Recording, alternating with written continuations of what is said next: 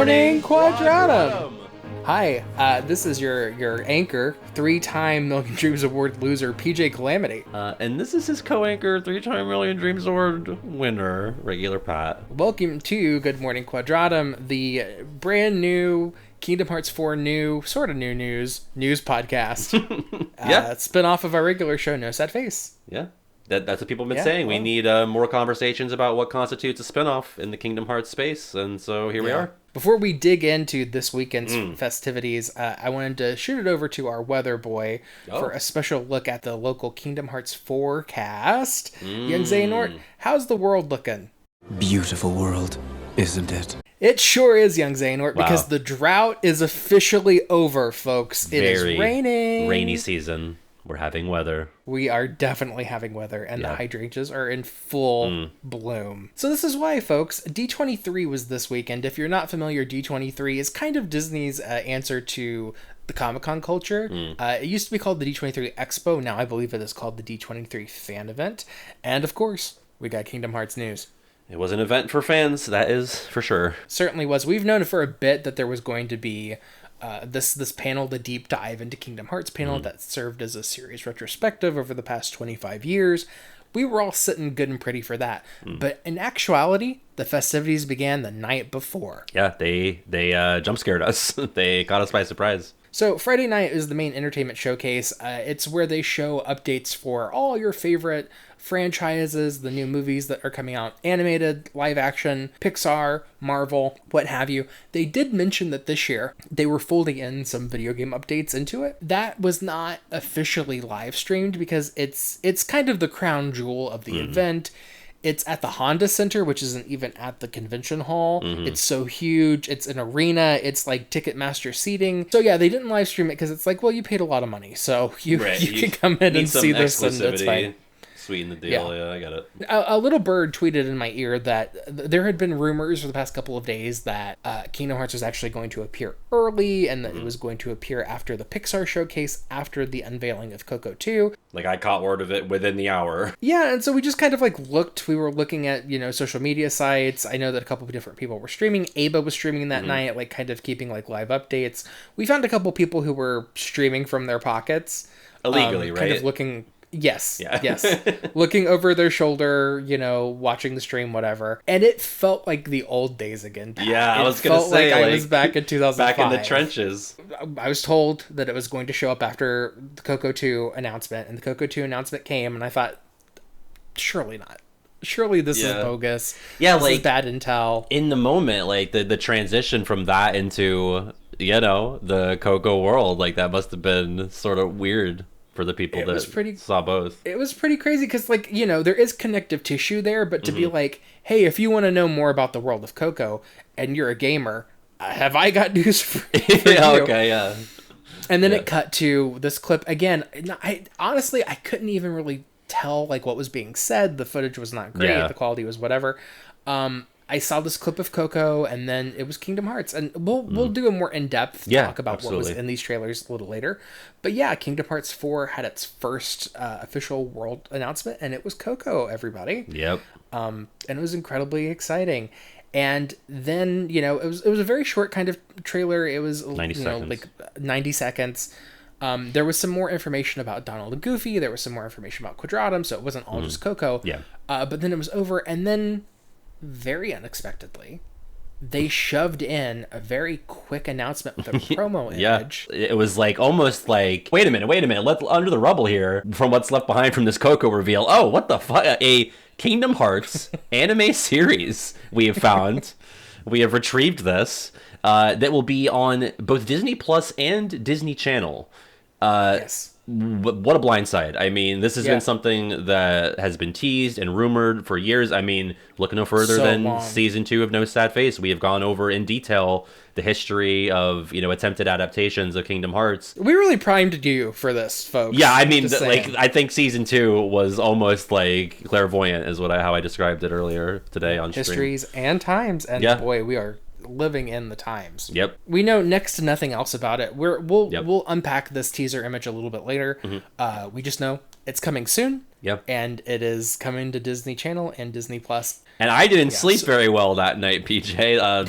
For me, that all happened around 11 p.m. So I'm hustling to get my reaction edited for YouTube. You're making me a thumbnail on very short notice. I didn't get to watch it, by the way. I haven't watched it. Okay, yeah. I need to go back and look at it. It's a fun time. But I did not fall asleep until it was late out on the East Coast. So the same little bird tweeted in my ear that we were getting more. That we were getting an extended version of this trailer at the panel the next day. Pat, I think it's time for me to go into my special report of PJ's experience at D23. Yeah, you're our man on the ground in the field. I sure was. Let me tell you about my day. So originally, I had an afternoon pass. I was very lucky to have a new acquaintance who couldn't end up going and securing a day pass for the day. Because I did the math. I talked about this in the main show. I realized, like, I'm not getting into this panel unless I camp out, right? So I did get the pass. I meet up with my friend Ariel. We're both staffers over at KH Insider. So she was there reporting on everything for KH Insider. She was doing the live tweeting on the Friday before. So, like, you know, if you were getting your updates from KH Insider, it was Ariel. So everyone just say thank you, Ariel. Yeah. We hadn't hung out in a while. It was nice to see her. We were in the trenches for the Toy Story reveal way back when. So some of this was kind of old hat. What? Old hair. Okay. And we went through security and we got in and that was fine. And we went up to the area where we knew the panel was. So the convention center in Anaheim, it's multi-level and it's huge. The backlot stage is where it was. And then they had 2 waiting areas for people to queue. You know, people go and stand in the queue before an exhibit and then they would empty out of that queue when it was time for their panel, their exhibition, their whatever, and they would go sit in the stage, and then the next panel would start their queue after. So Kingdom Hearts, the deep dive panel was at 4:30. It was supposed to be, and they told us that we weren't allowed to queue in the standby room until 2:45. They were very clear about this. Okay. They were like, there's other stuff going on here. You cannot be here because there are people coming in and out. If you are coming here for Kingdom Hearts, you cannot come here until 2:45. Okay. Or it's a fire hazard. Now, I was lucky because the little group that I was with, we were able to camp out at they had like a kind of coffee table area around the queue. So, like, there was a little area where we were kind of able to park, and we just sat there for 6 hours. We weren't in the way. Nobody came and yelled at us. Good. It was a really good spot. Yeah. Around noon, I started seeing a lot of Soras. I started seeing some Rikus, and it became clear, like, oh no, everyone had the same idea, and they're all going to be here. Had to actively get involved. The line that was forming would, like, break apart and then go form exactly the same way in a slightly different area. Yeah. And they wouldn't disperse. Giving they kept Demon saying, Tower. like, well, it was like that. And the staff was like, you just can't be here. Like, come back at 2:45. Like, you cannot be here.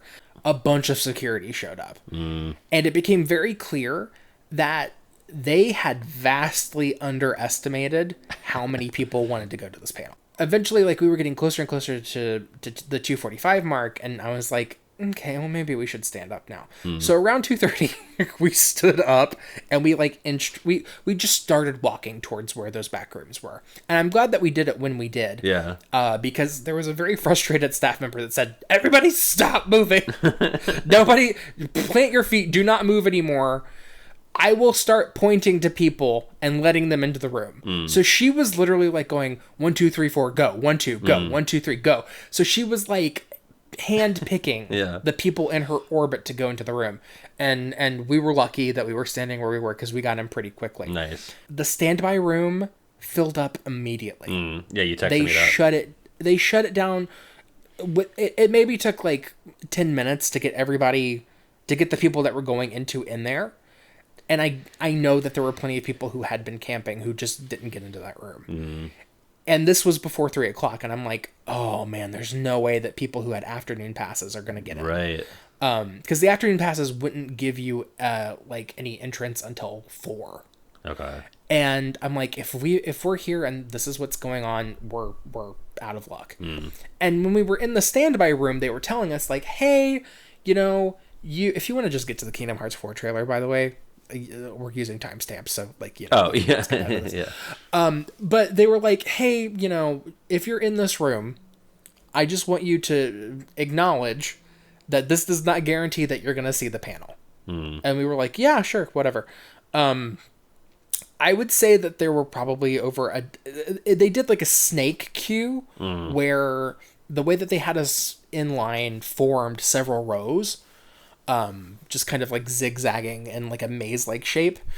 And I would say like there were probably like a dozen or so rows in that room of people. And I was in the third row with my little group. There were a number of seats that were already set aside for the virtual RSVP queue lottery, whatever. But we just didn't know how many. I was expecting maybe a couple dozen. By the time we got into the room of the theater, and again, we were the third row in that room, the people that had already been sat who were part of the reservation system probably took up 2/3 of the room. Wow. We got in, but there were probably like 4 rows behind us that were open when we sat down. Yeah. So I know that a lot of people who were in that standby room with us didn't get in.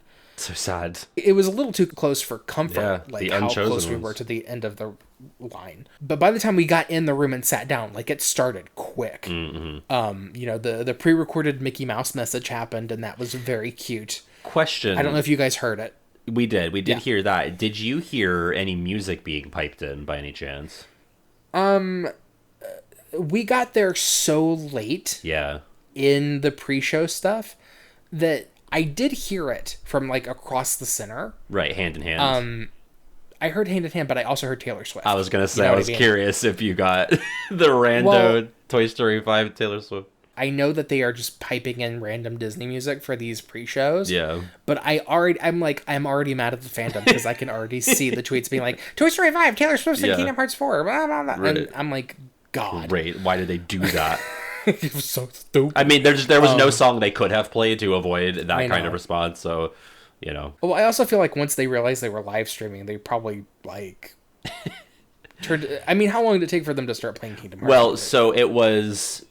I think it started at 7:15 is when like it became like a live video, and then there was a countdown, and then I think once the countdown ended, it started playing the T Swift song, and I was like, okay, I'm gonna mute that, and then apparently it turned into Hand in Hand at some point. But it felt like at least, I don't know, 5 to 10 minutes that we were waiting after the countdown, because then it just said starting soon. I mean, once they got us in, like they really started it quickly. The Mickey Mouse announcement happened, and that was super cute. It felt very like I'm in a pre-show at like a Disney attraction, Yeah. just Yeah, like the it's like lights we're are getting on the dimmed and rides. we're about to watch like Fill Our Magic, Yeah, for sure. That's exactly what it was too, and it was very sweet. And then Cleo Thomas came out, who was the moderator. You might know him as Hector Zeroni from Holes. He's a huge Kingdom Hearts fan. It was so endearing. Yeah, like his love for it is very sincere and genuine. Yeah, very just palpable fandom. Yeah, and it carried the whole panel. I mean, I know that like people are probably going to be kind of rough on him for what happened at the end, but It's so minor.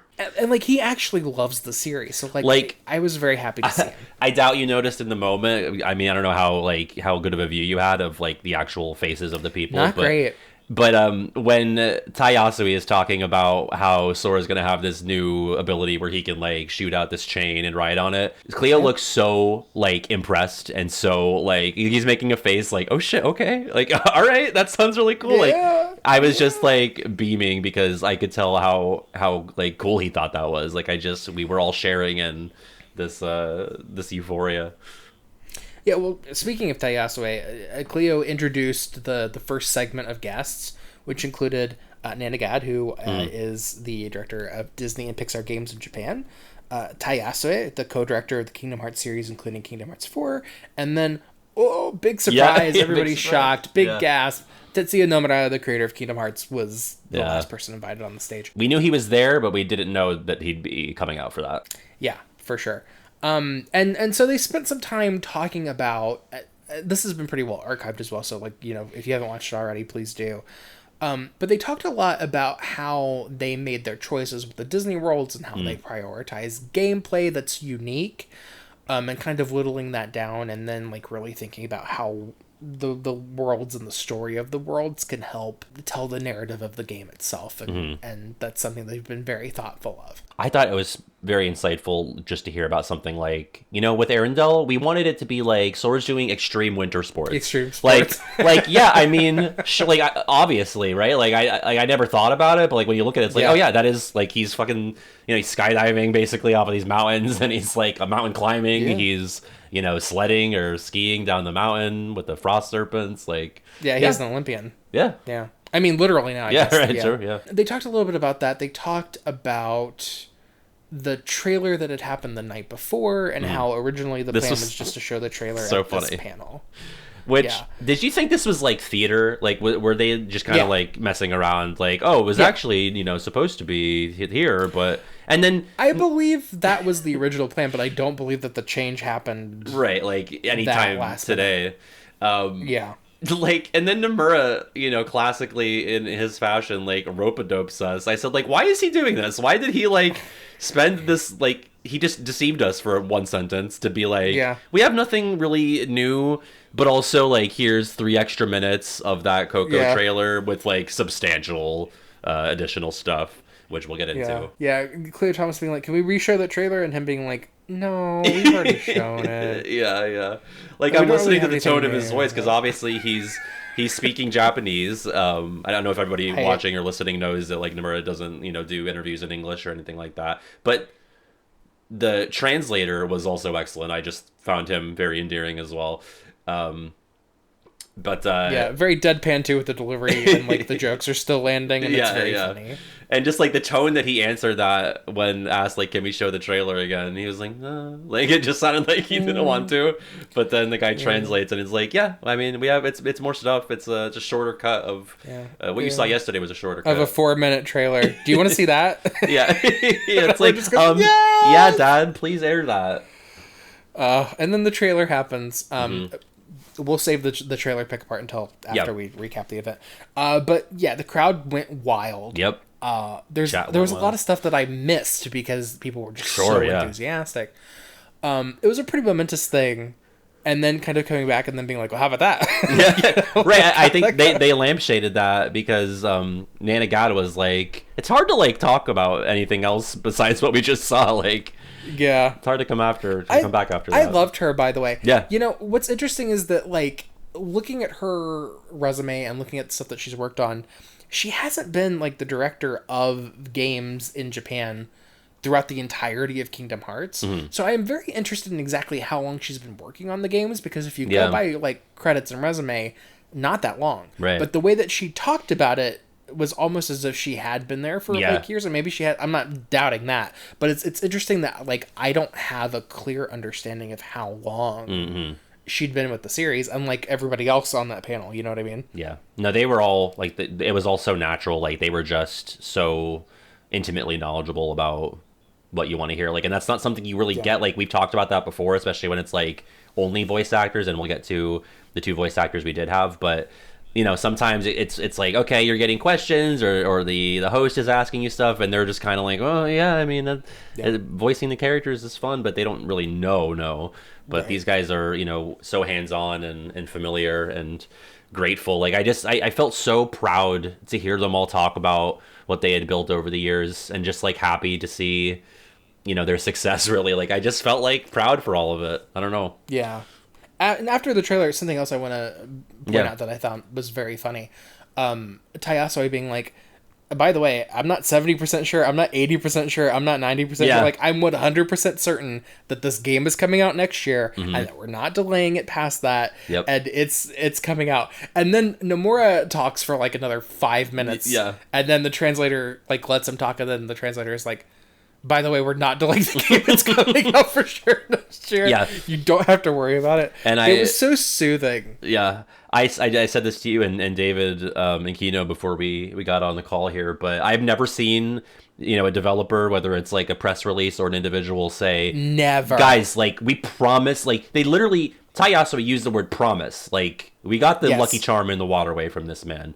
So this is a legal liability. Yeah, actually, like they should not have said that. It would be such a bad look if it does get delayed, because we'd be like, dude, you pinky promised us this shit. But also, like, this kind of goes off of what we said in the Patreon recording and what we've been saying, which is that, like, the game was farther along than anybody wanted to believe. Yep. And it is so polished. Mm-hmm. It looks so close to being done. Yeah. It is crazy.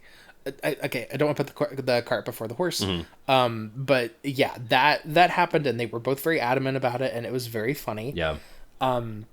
And again, I really appreciated their candor. Everybody looked happy to be there. I know. Too, I mean, Nomura, God bless him, he just had like God knows how long of a flight. Like, he arrived yesterday. Yeah. He's leaving tomorrow.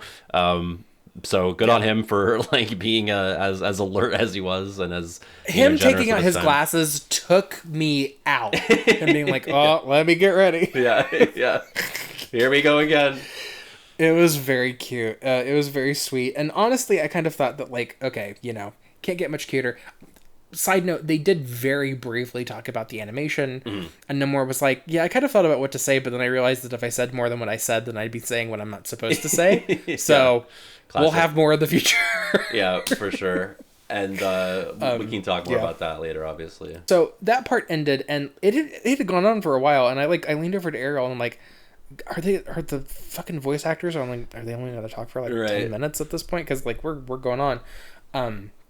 But Cleo introduced Renee Johnson, who is a creative director at Disney Character Voices, as well as Haley Joel Osment, the voice of Sora, and David Gallagher, the voice of Riku. And they came on, honestly, a lot from Renee Johnson. Yeah. I was kind of surprised at how much she covered about like how in the trenches she is. Yeah, and again, so informative, like genuinely, like, just to talk broad strokes briefly, like I really feel like they hit everything that they needed to for this. Like, it just felt so holistic for like, really the one thing is like they didn't touch on the music, but everything else, like, I felt like we got we touched down on everything, and I like legitimately learning about stuff, like about old games, not just the new game coming out. Like, it was so refreshing. I'm just not used to like getting these kinds of little tidbits like this from the people that are so close to it. Also so charming, Renee. She was giving like my favorite teacher energy, That's exactly the energy. Absolutely. And her being so knowledgeable about like, I sit and I do these scratch recordings and I try to get the timing right, and I edit the dialogue to make sure that it's consistent with the movies and the voices of the character. And I'm like, how do I get that job? Yeah. Right. I don't want to take Renee Johnson's job, but what I mean is that like, how do you get there? Right, like what's the that track? Is such a dream. Yeah. And it was also very cute. She was like, I was reminded by an old coworker that there was the scrapbook that was put together from like the very first recording days, and it showed these pages of baby Haley and David. And that was so cool. And it was just really sweet. Because you could, like, that was, I felt like, to me, a genuine surprise to them, where it's like, I wouldn't be shocked if they were obviously, like, briefed on what they were going to be, talking about. It wasn't like they were caught off guard by any of these questions. So they had, like, very, clean and thoughtful answers. And, I definitely believe that, like, they had just found that before, like, recently. And it was cute, because you remember, like, yes, Disney is this mega corporation, and yes, Square Enix is as well. But it's also just a bunch of nerds who are making things. Right. Like, the creatives are just a bunch of nerds who scrapbook. Yeah. Like March Capri 7 reference, by the way. Yeah. It's very sweet. And watching that was super cute. David and Haley talked a little bit about their experiences. Not a whole lot. Yeah. But there really wasn't much more to say outside of, like, stuff that we've already known. Like, they talked about how efforts and battle noises are like the last thing they record, and how they've never recorded together. They call it Fight Day, right? Yeah, Fight Day is their last day. It's like the last day of their recording, and it was just really sweet. And they also talked a little bit about, because of the nature of the job, Haley and David have never recorded a scene together. Yeah, Cleo kind of sets that up at the beginning. Like, there's this fun fact I found out about you guys through my research that you've never. And they kind of like talk about that a little, and then we kind of drift away from that topic and get like the bulk of the HJO and David stuff, and then they sort of loop back around to that. Yeah, but before they do, so the tricky thing about how it worked was that they were like, "Hey, so we have a special message," and then the lights fade. Yeah. And this recorded message comes up from the Japanese voice of Sora, the Mio, he was talking about how he feels this connection to Haley because they have, he's dubbed for multiple things that Haley has done. So like, there was that, and how he was like 12 or 13 when he auditioned for Kingdom Hearts and what the process has been like. Again, a very sweet kind of time. Yeah. And you guys didn't see this, I don't think. When he was talking and saying hi, and he did his little wave and whatever, Haley Joel on stage perfectly synced with him. Same facial expression, same little wave, did the hi to him at the same exact time. It was so cute. Man, that's like It was the sweetest little thing. such a fun little Easter egg that you guys got. That's so cool. Yeah, and he, when he mentioned that he would like to meet Haley at a future D23 or whatever, which I don't know if that was hinting that they're both going to be at one in the future. Yeah. There isn't going to be another one in America before 4 comes out. Right, that would be 2028 would be the next one, right? Yeah. There is a general D23 Asia that it's going to start next year. I'm not sure if Kingdom Hearts is going to show up there, but it is happening. Yeah. Maybe so maybe it's HBO foreshadowing, does a maybe not. video message for that one. Yeah, maybe. But honestly, before I move on, I did have a really good view of Haley during this. He was just beaming. Yeah. He was like, he looked like very happy to be there, which is really crazy because he's had such a prolific career. We never really hear from him except maybe once in the blue moon when someone asks him on some unrelated thing about Kingdom Hearts. Yeah. So that was, this is the man who was, the son of Forrest Gump, like knew Bruce Willis was dead in Sixth Sense. And he is like, he's beaming about Kingdom Hearts. That was going on. The message from the Japanese voice actor was going on, but we could see that they were setting up the lecterns and the hanging. And I turned to Ariel and I was like, what are they doing? Yeah. And immediately I thought, okay, so this is like the orchestras when they had the special guests of the voice actors in Japan, and they would have them do the special little skits or whatever, the Kyrie letter was in an orchestra, the Terra Anamine scene was in an orchestra. Right. So I was like, oh god, is this going to happen with Haley and David? And it kind of. They brought them up and Cleo was like, hey, how would you like to record a scene together for the first time? And everyone like freaked out about it. They're like, okay, well, we're going to reenact the ending of 2. Yeah. And it was actually very sweet. I was kind of like, is this going to be corny? Is this going to be hard to like get through? No, it was really like, I was also a little like, I was like bristling. I was like, okay, I mean, hopefully this doesn't like make me feel secondhand embarrassment or anything. But like we were saying before we started recording, like really good. And in some cases we thought the lines in this recording were better than the ones they used in the game. And then, they wrapped it up and King Mickey came out and we all got a selfie together. Yeah. Honestly, a little bit of a Kyrie tease with that. Yeah. Them being like, we've got Sora, we've got Riku. Is this not a microcosm of the entire like series in a way? And the whole audience around us were like, Kyrie? Is it Kyrie? Alison Stoner? Yeah. And then Clay was like, our special guest, King Mickey. And then he came out in his Kingdom Hearts 2 outfit, which I hate, but whatever. And then they, we did the big selfie, and that was it. And Mickey gave us our little outro. They only let us go out one exit.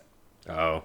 Because they were handing us posters. Oh, yeah, I saw that on Twitter. Did everyone get a KH1, like, key art? Yes, everybody got the same premonition poster.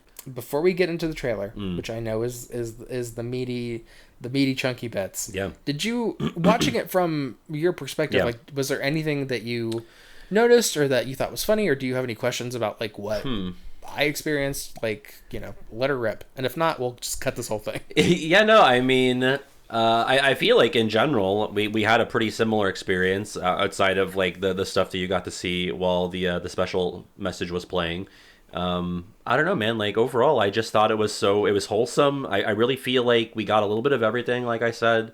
I feel like they talked about like each of the main games a decent amount. Like we had some tidbits about 3 and 1, obviously, and then I felt like 2 was actually kind of shafted for a bit, but then they got the whole reenactment at the end, which I think more than makes up for it. Certainly appeasing a lot of diehard Sora and Riku fans, especially. So I just thought it was phenomenal. Like I really just like.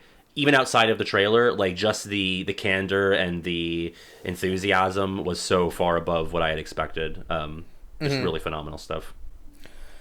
people were really, really happy to be there. Yeah. Like, the fans were screaming. Everybody loved it. There was a baby that was, like, having a ball. Can I tell you, one of my favorite things I noticed in my chat when I was going back to look at something. I was looking at the chat, and this is while Tai Yasue is talking about how KH4 is going to have, like, these environmental puzzle segments with, like, you know, with Mickey.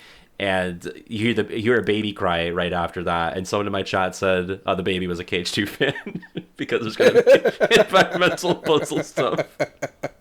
Cracking me up really funny. On the That was really rewatch. funny. Yeah.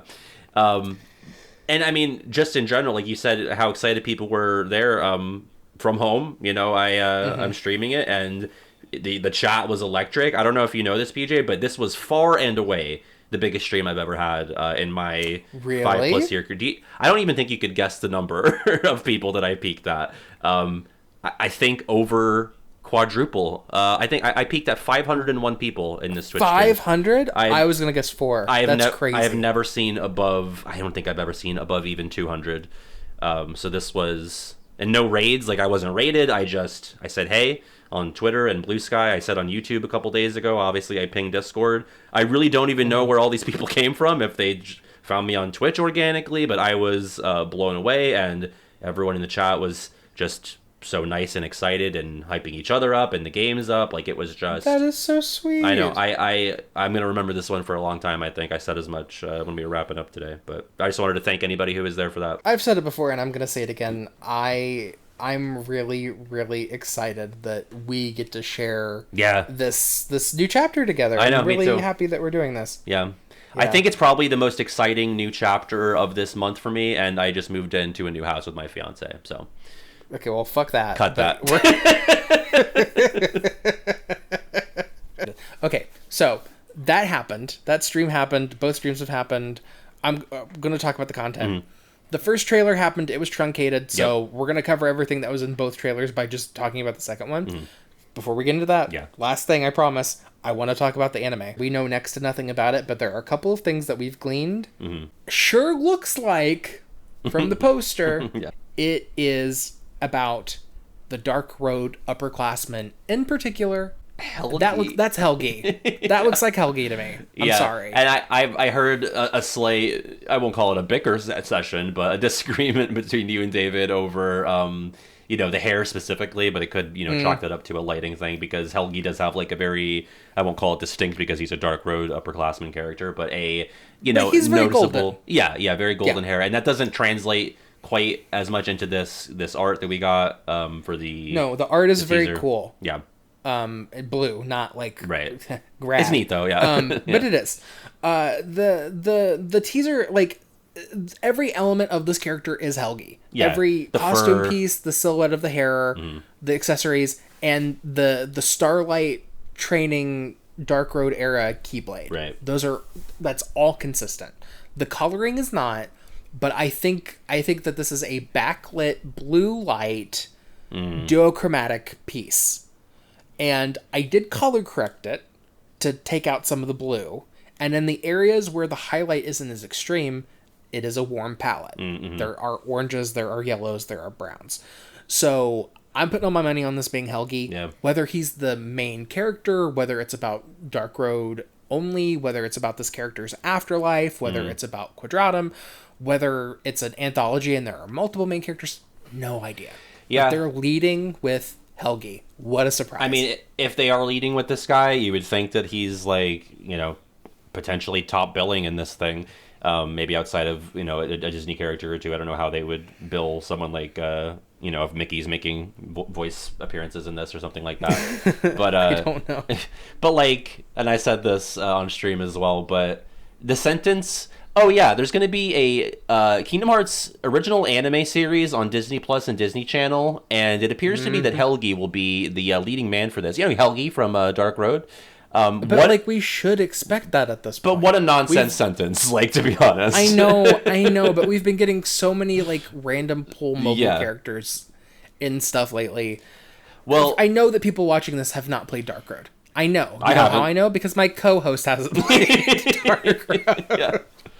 So for the people who don't know who Helgi is, in Kingdom Hearts Dark Road, The plot is about young Xehanort's time as a schoolboy, and there's an entire class of upperclassmen, of seniors, who are taking their Mark of Mastery exam, and they go missing while they're doing that. Helgi being one of them. Spoiler, spoiler, spoiler. If you don't want to listen to this, whatever, but this is it.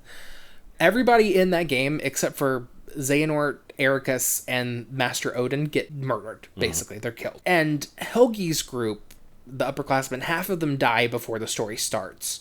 So as Xehanort is searching for them and he uncovers that half of them have been killed, they end up in the underworld, which is foreshadowing what happens in 4, by the way. Yep. And Hades is able to pull some cosmic strings and have the fallen upperclassmen appear to them in the underworld. Yeah, like and Helgi is project. one of the 4 that are projecting.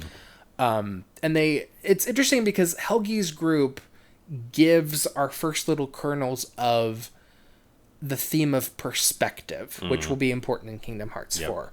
On, what is light to one person is dark to another person, and they can both be right about their perspective. And it's actually way more nuanced than the dichotomy of good and bad, which is one of my favorite elements if you go back and listen to the Dark Road episode, by the way. The philosophy aspect of it, I think, is very interesting. So you have a character that's a leader of that, essentially. But he does die very early before the story even happens. Yeah. Because I know I was going to ask, and this is not a rhetorical question, it's a genuine one, because I don't remember. It's been a minute since I've watched through Dark Road, but would you say that Helgi was, the or even a standout amongst the upperclassmen? Because, to me, he kind of gets lost in the shuffle with, I can think of, Vidar was kind of the main one to me, because I feel like he was Vidar given was the main one. He was given extra scene time with Odin in that one Scala classroom, but Helgi just sort of was mishmashed in with your Volleys and Valas and Sigruns. Well, even in that group, even the group of 4 that appear to young Xehanort, Hodor, which is Baldur's sister, is probably the main one of the 4 that has the most plot significance. But even then, the one that talks the most, I think, is Heimdall. You hinted at this. Cool design. Yeah, love the design. Yeah. You hinted at this, that we're pulling some of these mobile characters for prominent roles, and we're going to get into the trailer, which this has already been touched upon in the second Cage 4 trailer from however many weeks or months ago at this point, I don't remember. But we're just kind of putting these upperclassmen. I wonder if we're going to be finding spots for the aforementioned Sigrun and Vala and Vidar. Even if they don't appear in 4, if this series takes place during Dark Road, we'll be seeing them. We'll see them, and we'll get English voices, and we'll all have a gay grand time. I've seen some people get upset about, why are these irrelevant characters getting the spotlight? And I'm like, because they're irrelevant. Right, that it's kind of gives a them good freedom. Move. Yeah, I mean, do you want to just talk about, your opinion and perspective on, the route we're going to take with this? Yeah.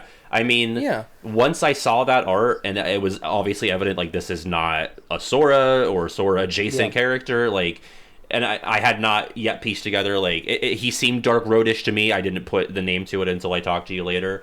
But I'm thinking, okay, this feels not quite as adaptive as probably most people would have expected.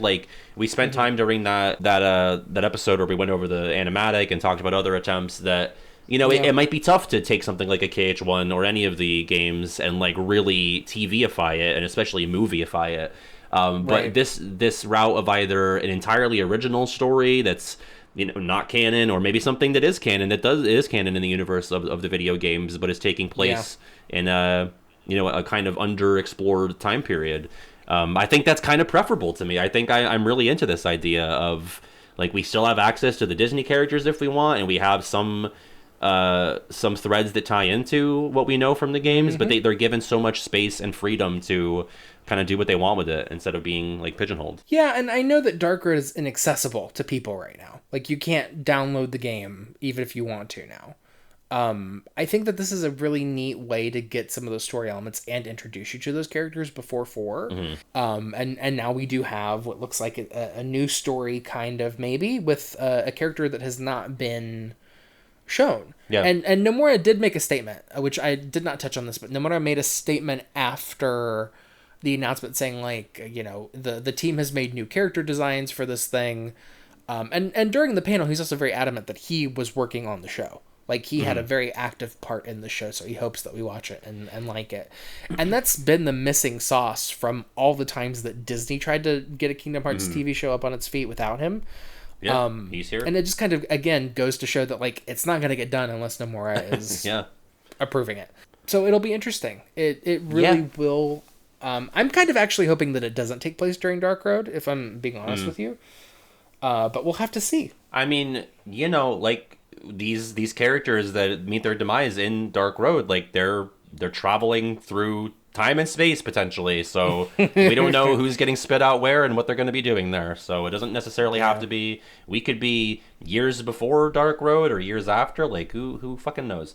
Yeah, I'm cautiously optimistic for this, and I would assume to some extent we'll be covering it, right? I mean, it would seem, of course, like a total miss to not. I do wonder, like they said, soon. Are we talking soon as in sooner than late 2027? Like, I'm gonna say within a year. Okay, that's my guess. Within a year. Yeah. My big question is less that and more of how much. You know, is this a 6-episode series? Like, is like this a a mini 12-episode series? Standard order for anime is 12 a season. Okay. I think. Well, you gotta get the extra one in there, right? Disney Plus says we're not producing more than a handful of episodes at a time, of a thing. So I don't know. I could see it go either way. The fact that it's doing both Disney Plus and Disney Channel is what's really making me go, how are they going to do this? Right. But, you know, we'll see. And we're going to be excited about it. And now I think it's time to move on to our big one trailer. Yep. It's so big. It's so juicy. It's a big one. Yeah. So actually, you know what? I might even throw in a clip of some of your reactions that have been on the live stream. Yeah. So here's how Pat was feeling about some of it. Boom! There it fucking is, baby. Point on the. That was great. Wasn't that great? You're so good at your job. I learned how to make faces at a young age, and I've kept up with that. The trailer starts off with a straight up scene from Coco. Yeah, this is literally, and I hate to start this way, like, this was the part of, maybe outside of a certain hooded figure and an umbrella boy, this was like one of two things where I had probably the needle on my trepidation meter might have been leaning towards the right at the most here. This scene did read to me, and I have positives to say about it as well, but this scene read to me very similarly to something that you might have seen in AKH3, which I do think was this brand of scene that was dogged on, especially, of like Jack Sparrow talking to Cutler Beckett in the ship, or Flynn and Rapunzel on the boat, or Do You Want to Build a Snowman, where Sora is either straight up recreation from the movie and in the background, or like in the case of like, you know, Jack and Beckett, not even there. It's just like that happens sometimes. Like, you go to KH1, it's not a straight up scene from the movie. They will shift perspectives away within a Disney world. But when it's like the case of like we're just pulling a movie, I could see some people maybe bristling at that. On the flip side, though, very emotional, very private scene that I think like you don't necessarily need to have Sora butting into there, and it speaks, you know, so beautifully and explicitly to the themes that KH4 is going to be exploring, that I'm not as bothered by it, but I just wanted to put that out there as like, you know, prepare for people to maybe take umbrage with this, and I do see where they might be coming from. I do too, and that was also my thought when I saw this. When I saw this over the live stream, the Pocket stream, it was like, okay, is this from the movie or not? Is this from the movie or not? Is this straight up just the movie or not? And there does get a point where Miguel, the main character, is on stage and he's got his guitar and he starts singing. Beautiful. Yeah. Not a critique against it at all. Wouldn't be able to tell that it wasn't the movie until, you know, KH elements show up. And then he's like, just the lighting, the way that it's rendered, there's just something about it where I was like, that's it. That's Unreal Engine. Yep. That's the Kingdom Hearts team's work. Within thinking that, the Shadow Heartless appeared. Yeah, and I remember being like, oh my god, screaming like, it's happening, it's happening, it's happening. And, you know, Sora comes down and he's in his skeleton makeup.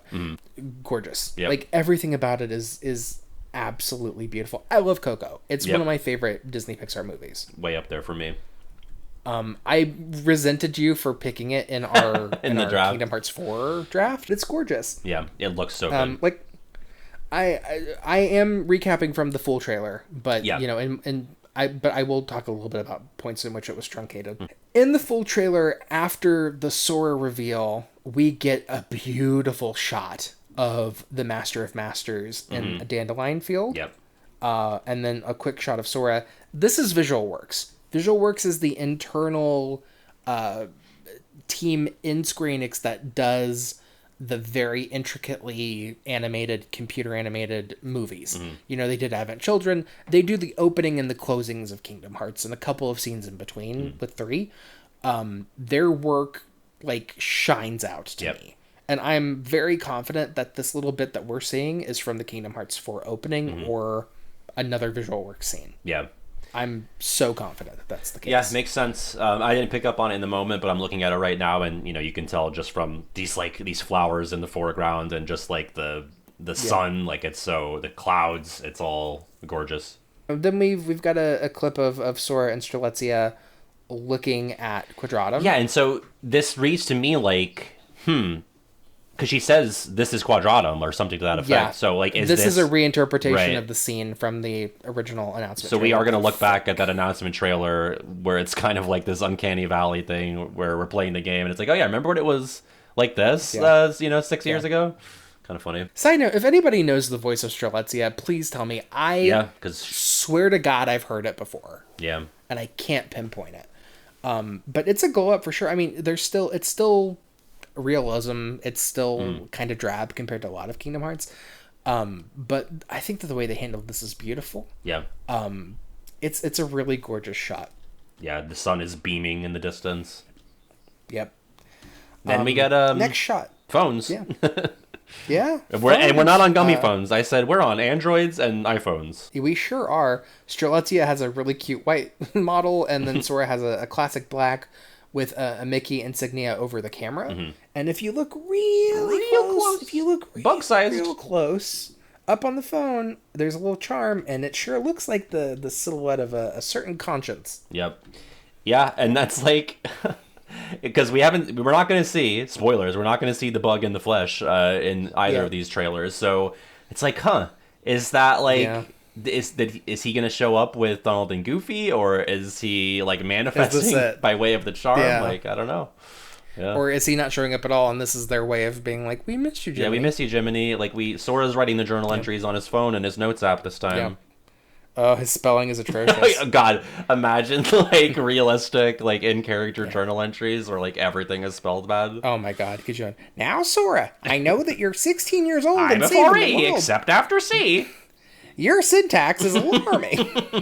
Yeah, so this is happening. They're on their phones. Sora mentions the Dandelion Dispatch. Yeah, that had me like hands on head, like what Which I couldn't hear this when we were at the panel, but yeah, there's a voice over loudspeakers in the game that says that a dark side has been spotted. Yeah, I had to run that back a few times to parse out a dark side has been spotted near Shibuya Station or something like that. Now I'm sure. I don't know if you've like done the the deep dive on like the fact that she said dark side is very incongruous with how they've dealt with heartless species throughout the entire series. I don't think they've ever named like a heartless type outside of just calling them.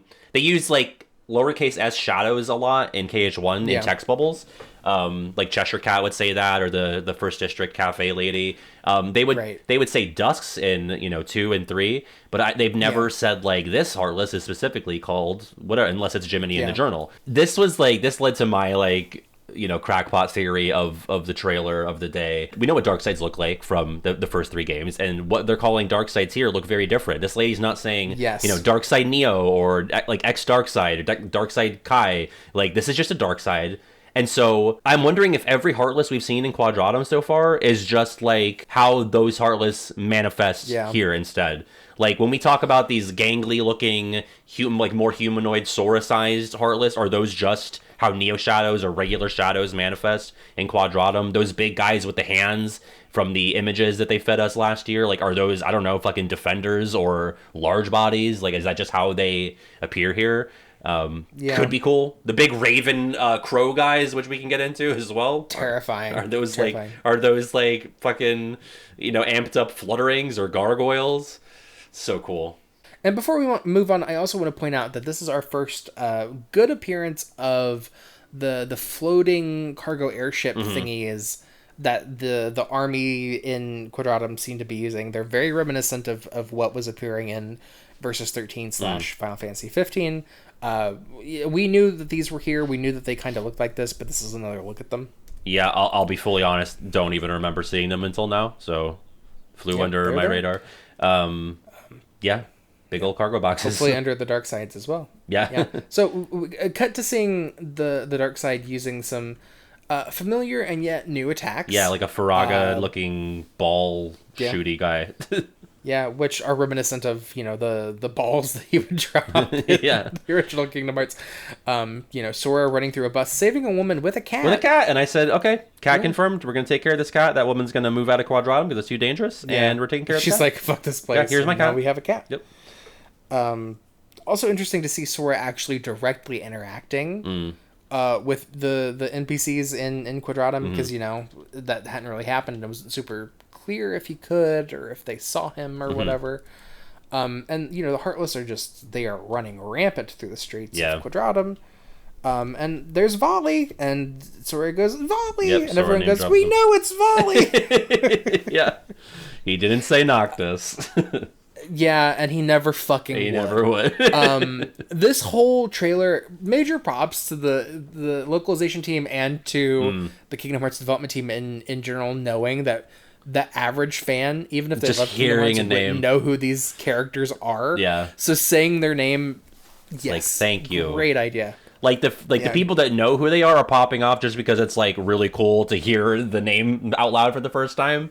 And the fans that aren't as familiar are filled in pretty immediately as to who this is. Now you go on the KH Wiki and read about Volley. So yeah, Volley, again, one of the upperclassmen, cool character. We see his full design now. Previous to these trailers, had one line in Dark Road, which was in like this very last scene. So big glow up for Volley's screen time. Yeah, Coco next. The world looks huge. The world looks fully rendered. It looks beautiful. Yep.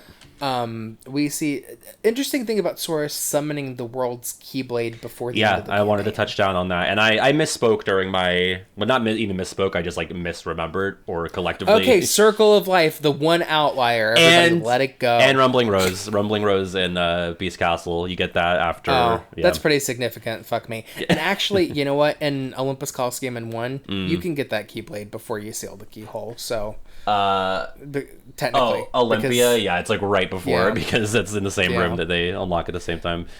Still counts. But still counts, and it's obviously like, yes, this has happened before technically, but never in like a cutscene are we really like emphasizing and showcasing and focusing on the fact like Sora is looking at this Keyblade in awe, seeing it transform into this, very cute and cool Coco guitar design, which potentially gives him a unique ability in this world, whether it's only for use here and it does something else in a non-Coco world, or if it helps him, like if this is the one that lets him shoot out the chain. I don't think so, right? Because he actually uses that in the earlier trailers. But like something along those lines, where like where he's being provided this earlier in the world than usual. We're getting focus on it. Might allow him to do things that he wouldn't normally be able to do. I think that's very promising, very cool. Might be part of the build system in some way with how you change Keyblade forms or mix and match things. Who knows? Yeah. And it's a great design in terms of Keyblades. I think everyone's pretty happy with it. Yep. I know that the Keyblade designs in 3 were pretty divisive. This one seems to be rubbing people the right way. I like it. And, the sort of extension of... I think what we're seeing, the extension of flow motion here is part of the build mechanic. The fighting with the... I guess this is a Heartless? Yeah. It's either like... Hard to tell. An Alabrije, like, corrupted by a Heartless, or just a one that's themed to that. I mean, it does immediately for me, and I've said this since talking about Coco as a potential world, like, there's such obvious cohesion with the idea of Dream Eaters and the Alabrijes, and I'm so sorry for how I cannot say these with, any less caucasity, but... I'm sorry. This was giving, like, Wargoyle Spelican vibes for me immediately from Dream I Cup. agree. Yeah, I think that this sequence also makes it very clear that 4 is just straight up built off of 3. They learned so much from it, and this is also what we get. Very reminiscent of something like the Monstropolis rail grinding segments in the door vault. So and you can kind of see when Sora is doing his attack where he starts to dive into this Heartless. that it is in fact a Heartless. It has a strange little indicator with like a 2 on it, and you can kind of see its front, and it has the telltale yellow beady eyes. So this is a Heartless, and fuck that Heartless. Good job, Sora. Yeah, good job. And very minor thing, but something that was not in 3. There's like a little distance marker indicator on the Heartless to show like how many in-game units of measurement you are away from him, which is a new thing. Also, kind of not like it's like a huge story, but first time we've seen a mini map in gameplay here. So that's they look in some spots fairly complex and large. So. Yeah, it's a big world, and I also love the square shape of the mini map. That's an interesting. Oh yeah, that's new choice.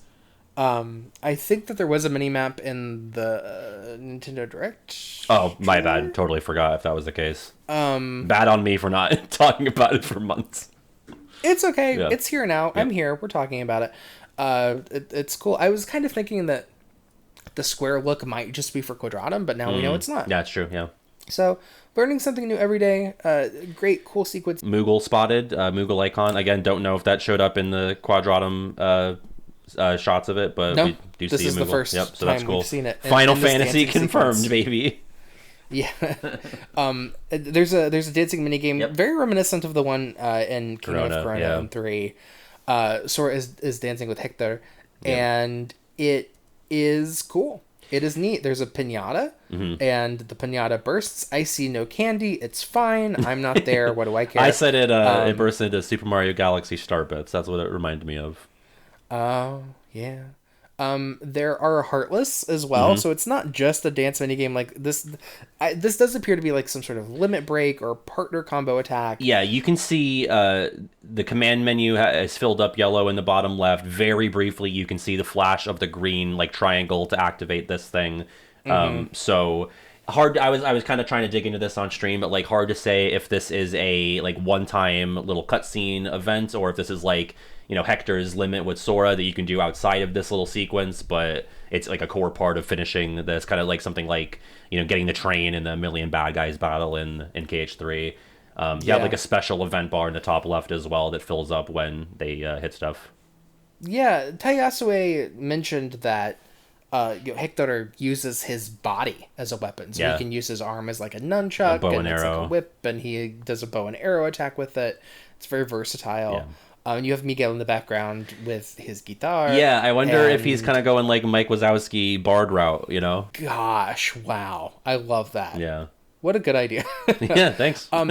Interesting thing about this as well, because it doesn't seem to be part of just a mini game. Like it, maybe I misspoke earlier. It does seem to be part of, an event or battle or whatever is going on. The NPCs, the residents of the Land of the Dead, are in the background cheering Sora and the gang on. Yeah. So I don't know how involved NPCs can be, or if there's probably going to be some sort of like in-game boundary, clear wall or whatever. But it is interesting. We also actually, you know what? I'm going to take it back, because in the last trailer, we saw NPCs like getting up and filming Sora fighting the Heartless and Quadratum. So I do think that the NPCs are going to be more active in like the environment. A market upgrade from 3, because you think about something like fighting the Reapers in Corona. I mean, it's at nighttime, so I guess like plausibly everybody's asleep, but there's nobody around watching that. Monstropolis, almost infamously sort of an empty factory. Again, conveniently set at night so everyone can be out of there. But hey, doesn't matter day or night, rain or shine, people are around and they're uploading this shit to WorldStar. Yeah. Okay. Wow. Okay. What? No. took quite a turn. What else do you do in Quadratum? I just haven't heard that name in so long. Jesus. I was like, did something happen with it where I shouldn't have? We're a reputable news source. Yeah, we are. Do you want to touch briefly on the fact that we do not... I guess this is more so like something that's assuaged by the time we get to the full trailer, because people had taken note that Donald and Goofy are not present, at all, are not present in the Land of the Dead or in the UI, in the HUD. But they do show up in their forms, so... Right. At this point, Donald and Goofy, it's not really clear what their role is. When we saw the truncated trailer, a lot of the context was edited out. But Donald and Goofy, for whatever reason, at this point in the game, are not party members. Yeah. So, keep that in mind. We're going to move on. Could even change. They could actually just be in it later, you know? Yeah, never know. Wouldn't it be funny if they don't show up as party members in that world, but it's a repeat of one where they're looking for Leon and they just keep missing Sora? That could be funny. But they get to have the costume every time anyway. Yeah, which I'm fine with. Like, that's a good compromise as long as I see their world transformations. Yeah. Finally, moving on to Mickey and the Scala Library. This was beautiful, gorgeous. Potentially Realm of Light. the highlight. Yeah. Mickey has a new flocked appearance where you can see the fur texture on his skin, which is an odd statement to make. Yeah. He has a new outfit, which is very subtly different from his Kingdom Hearts 3 clothes. It could be more if you ask me, but nobody asked me, especially not vodka, so it's fine. We're moving on. But the library is beautifully rendered. The lighting is gorgeous. Like we're getting a look at what is going on in the Realm of Light and the familiar worlds. Like, this is what the Kingdom Hearts art style that we know of actually aged to. Yeah. It's a good look. Mickey mentions that there's a lot of new information in this library. Which almost feels like a wink to the audience. Like, this is a lot to take in. There's a lot of new stuff. Gee, I wish I had a podcast. That's the first thing I can't do the Mickey voice. It's been a I'm the long only day. white guy that can't do a Mickey Mouse voice. So he mentions that in the truncated trailer, the scene ends here.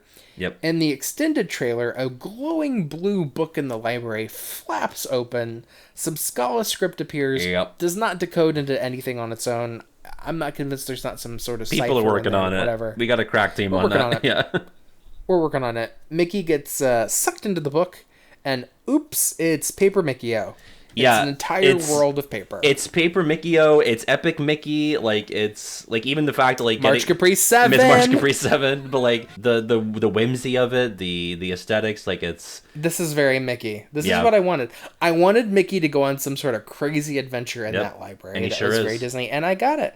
It's pop-up, it's papercraft, it's everything I love. There's stained glass in the bridge. Like, this was made for me, Pat. This was, and the more I said, I don't know who that fat guy at the Toy Story demo was in 2018. But he deserves but I really, I liked him. He's going to get every fucking thing he wants. And I mean, I also feel especially pandered to in this because you know how I'm always, stumping for heavy explorative and environmental puzzly things, and I think this is like their way of putting that into the game. Like, you might not get a ton of that with Sora, fine, but whether this is like an interstitial thing, or I don't think it would be the level of a split campaign. I could see like doing a Mickey segment like this every other world or something. So I have a theory. Yeah, we'll get back to it though. But yeah, so Mickey's in this paper world inside the book. There's a lot of Scala script on the walls. He's interacting with the environment. We see a side-scrolling sort of mini game where there's a little tiny paper Mickey that is going through this countryside with a castle in the background. Yeah. And then it cuts to big paper Mickey going through and knocking down walls and stuff. Tayasue talked a little bit about this in the panel, saying that part of this sequence is that Mickey can kind of make paper iterations of himself. Right, like you're not in this world. When you're giant paper Mickey, you're not actually playing as Mickey, because when giant paper Mickey's walking around, little actual Mickey is like waving to him as he's like wreaking havoc on the blocks in front of him. So yeah, and little paper Mickey has a command that says back. Back to Mickey. Yeah. It's very reminiscent of the Gingerbread Man's big Mongo guy in Shrek 2. I was thinking the same thing. Be good. That's funny. Yeah. So whatever's going on here, there is some sort of paper indicator in the corner that they're gathering some sort of documents, right? Mm-hmm. And if you look at Mickey's HUD, he has an inventory of two of each type of Mickey. Mm-hmm. So I'm assuming. You at first you see like a yellowish one and a tealish aqua-ish one, and then it cuts to the big guy, and the big guy's a totally different thing. Yeah, he's a pink one. Tayasue also mentioned that there's a paper plane variant. Perhaps it's the blue one that Mickey can kind of turn one of them into a paper plane and can sail across the game. Just visually, structurally, it's awesome. Like I really do think it's the highlight, and we're not done. Like there's still still more. It's gonna crescendo. There's still more. Yeah, guess what, you guys? PJ gets his PJ's first point. It's so funny because I uploaded my reaction to the truncated trailer where I got my first point by getting, Coco.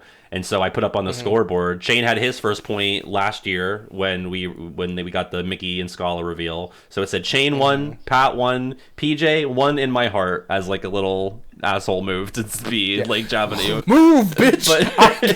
But now PJ gets a point because playable Donald and Goofy Donald and Goofy are playable in the underworld. Yeah. Truncated version just had just Goofy Hades talking to Hades. Yeah. And being like, did everyone end up down here? And Hades is like, well, Sora's not here. And he does say Sora, which was also weird on the ears because he's never said Sora before. Very weird. And then cut to the Donald and Goofy gameplay. This is everything I wanted. I don't think that there are going to be a lot of returning worlds in Kingdom Hearts 4, and I've been kind of hemming and hawing about that. Yeah. This is one of the only exceptions. Yeah. An interstitial with Donald and Goofy. Yep, very early, obviously, like potentially one of the first gameplay segments. I remember you saying on the prediction draft, like something like, them like sliding down or like in a minecart or like, some sort of like little cutesy travel thing, and they're pulling from KH3 with this, with Goofy surfing on the shield, Donald surfing on a blizzard spell, which is something that you were first able to do technically in 0.2, but a big part of 3. And you switch between the two of them for environmental reasons, I'm assuming. Like, Donald can cast spells and Goofy can do his yuck stuff with the shield. And the underworld looks gorgeous. Yeah. Beautifully rendered, very dark, very spoopy. Yeah. It's nice. And, we see Hades in the background of one of the battle on his little throne, which is a very odd thing. Like, why? So what here's my idea. And also Kino pointed this out on Twitter, that apparently in the Japanese version of the trailer he's not present on the throne. I haven't been able to verify that myself, but I haven't watched. I'll have to look. But my idea here is like, this would be before that scene where they're talking to him, where he's like, hey, I've been bored down here, ever since the Underdrome got closed. Fight my goons, fight my guys, and I'll tell you what you want to know, but you got to put on a show for me. Like, that's my interpretation of how this is playing out. Yeah, I could see something like that. I always kind of figured that he would be how Donald and Goofy found their way back to Sora, and that it was gonna happen. Yeah. And then in the next shot, what do we see? They materialize in Quadratum. Yeah. But they're kind of holographic. Yeah, they're like kind of bluey, not bluey like dogs, like a bluish, like force Mom! ghost. Yeah. No. And Volley and Strelitzia cannot see them. Yeah, only Sora. And it seems to make him it seems to make him a bit of a headache girly. And there's been attention drawn to the potential that he's dropping. Not dropping literally maybe, but like in the way that he did in Dream Drop, but this could be how he traverses worlds, and it could be, if we're not doing Gummy Ship, Sora passes out, we got some sort of traversal minigame, whether it's similar to a drop or not, or a dive rather. That could be how he goes to Coco World or any of these other Disney places. Regardless of whether or not that is the case, this scene, I believe, is very intentionally Dream Drop coded. From the passing out, and, it's reminiscent of Sora and Riku looking at each other across, the like shift in reality. Traverse Town, Tui moments, Yeah, it's a little bit more blue. It's a little bit more Hades coded. But I think that this is intentionally reminiscent of that. Yeah, I like that call. It's good to see them. Yeah. Now, the next shot we see is not in the truncated trailer, but it is in this one. And boy, howdy, was I happy to see it. Yeah. Donald and Goofy end up in the land of the dead on the Grand Bridge in their candy skull outfits. And it is so cute. Looking dapper. I love this shit. Yeah, this is something very that dapper. It's very PJ would have made them look like this to me, like, oh yeah, that makes sense. I would have. Yeah. I wouldn't have touched this because I wouldn't have wanted to be like, I'm gonna be culturally insensitive somehow. Right. Yeah. That's a bit of a landmine. Tasha Sonar, who I interviewed, we've talked about her role, did confirm that she was working with the Kingdom Hearts team on the Coco World. I'm gonna assume that Disney had a hand in these designs. Yeah, I can see that. Just because that's how that works. Yeah. And they do look great. There's a hidden Mickey on Goofy's belt buckle. Yeah. I don't know if you caught Donald in the moment, because for the record, no subtitles for any of the characters. You especially need them sometimes for Donald, as you probably know. I was like, what the fuck did he just say? I think he says, how are we supposed to find him in there? Because they're looking at the massive city. We can't find him in that. Yeah. Also, I love that his little tail has been painted to make it look like there's a hole. His butt. Yeah. Like there's like a hole in his butt. Like I mean, everyone I mean, guess has true. one, but I mean, an extra. like no, I mean there's like a crack. Yeah. No, wait, no. It's so tough Anyway, to find the it's cute. the vocabulary. Yeah. Yep. Next clip. It's in that park. Yep. It's in the rain. Yep. It's young Xehanort, Yep. our weather boy, with us an umbrella, And with the gag of the century. status of the umbrella in this. Are we broken? Are we? It is intact. It is all there. Yep. Everything is clear. Yep. Everything is information. This is before it gets broken in the Switch trailer. What really? This is the only thing that I was kind of upset by was the fact that Lucy was in Unreality. Mm-hmm. I really wanted that to be a bigger deal. Getting him reunited with, his people, the Master of Masters or Ava or whoever ends up crossing his path. I just kind of felt like that should be a bigger moment. Yeah. And maybe it is. Maybe there's more to it that I'm not really cognizant of. But I just, this is a whamp for me. I hinted at this earlier when talking about the very first part of this, that this is the other thing where I'm like, we might look back at this, whether it's in 2 years time or whatever, when I'm making like a video about the KH4 trailer rollout. Is this something that we wanted to see at this time? Is this a little too revealing? Is it maybe misconstruing how things actually play out and in a sort of like anti-Aqua type of way? There's a lot to dig into with this one, maybe for a different time because we still have more shit. There's obviously like the KH brain theory that he has body hopped again. I think the funniest answer is it's fucking raining and he doesn't want to get his hair wet, so the hood's up. Next shot. 3 dark sides, who I guess are a little smaller than the one that we saw. That definitely did stand out to me, that they're not giving either of the first 2 trailers in terms of scope. Not that they're like unintimidating, because they're still gnarly as hell. No, but I still wouldn't want to run into them. Nope. In Tokyo or anywhere. Yeah. And, we see, the big humanoid Heartless descend upon Sora. We get a quick look at what I'm assuming is the Royal Army of Quadratum. Yeah.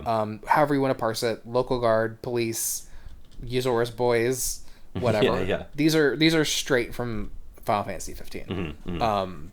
I could get more into the nitty gritty on 15 exactly or what's different and 13 what's the same. verses or both. I think both. Yeah, I'd have to look, but this is that world. This is of that ilk for sure. Gotcha. And they've got the axe shield combo. The insignias are all here.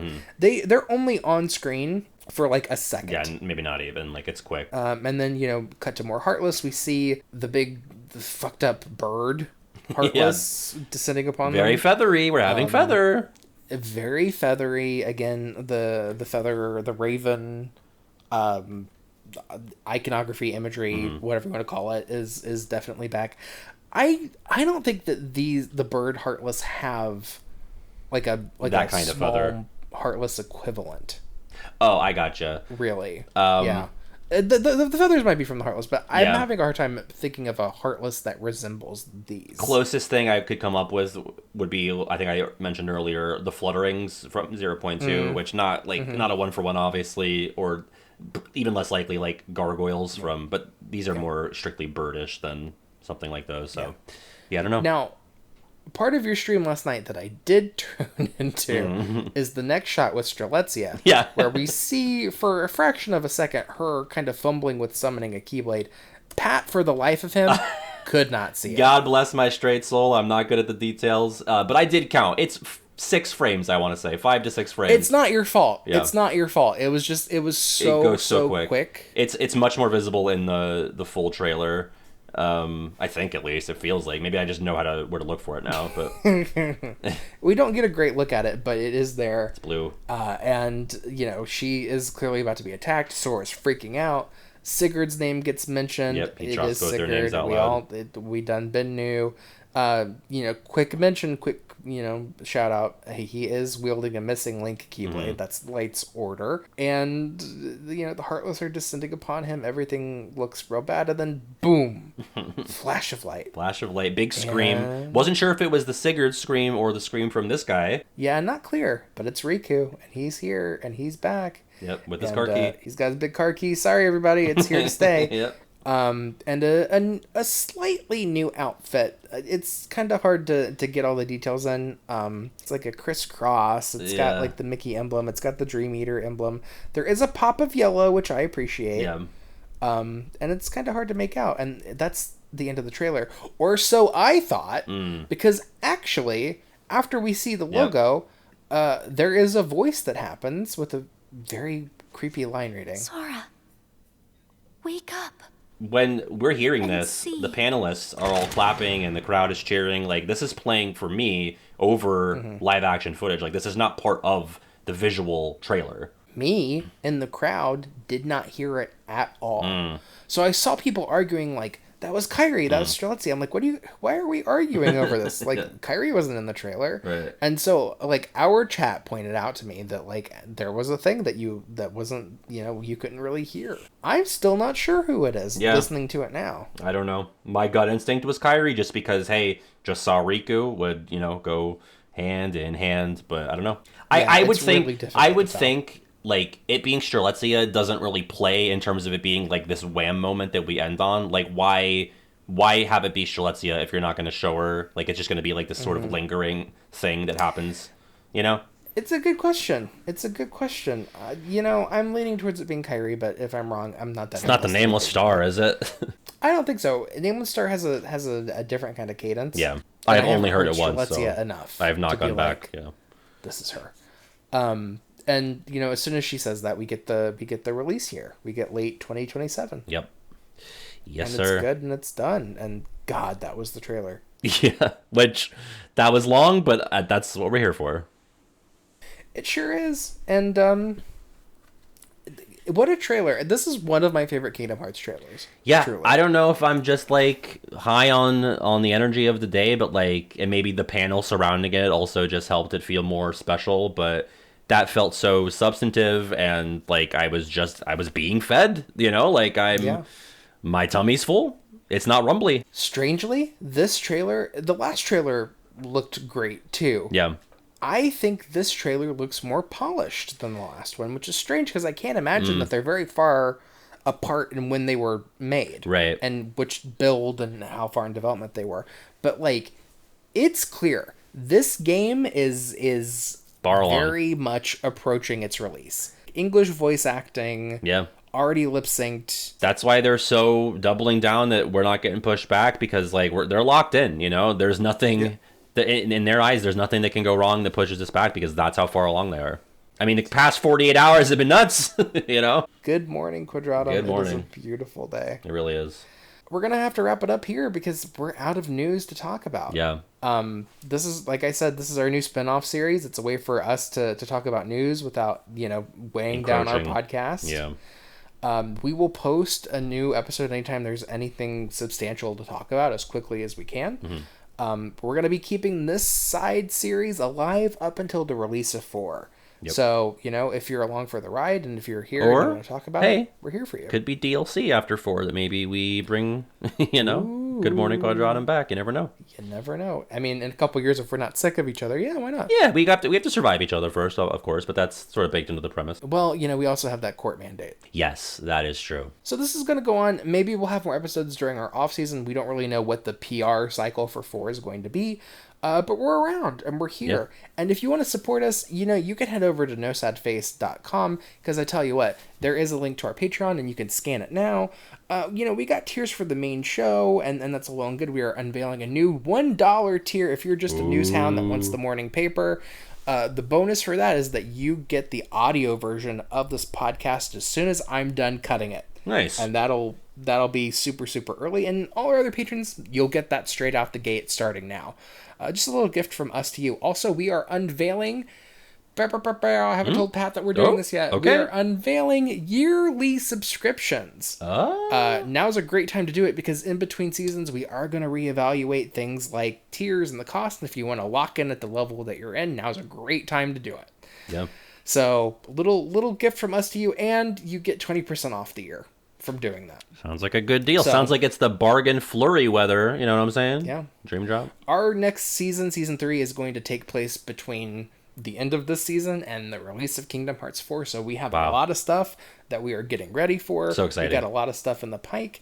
And if you just want to, casually support us and throw us $1, if you're already following us, this is a quick way to do it. And you get, your little morning bit. You can get your cup of coffee. Bonus. You can get your sea salt ice cream, and you can stir it in the coffee. It actually sounds like it could be kind of good. Sounds pretty delicious. Kind of yummy. Anyway, thank you so much. Huge shout out to our team for this one. Yes. David did new music Brand new. did the intro animation. Esper did these really cute new graphics. Love them. Look at them. Look at that here. You can find all of your social media through nosadface.com, as well as Pat's channel and my social media links. And we're around. We're around for the long haul, you guys. We're around, and really excited. we're square because good morning, Quadratum. We got angles. Good morning, Quadratum. And good night.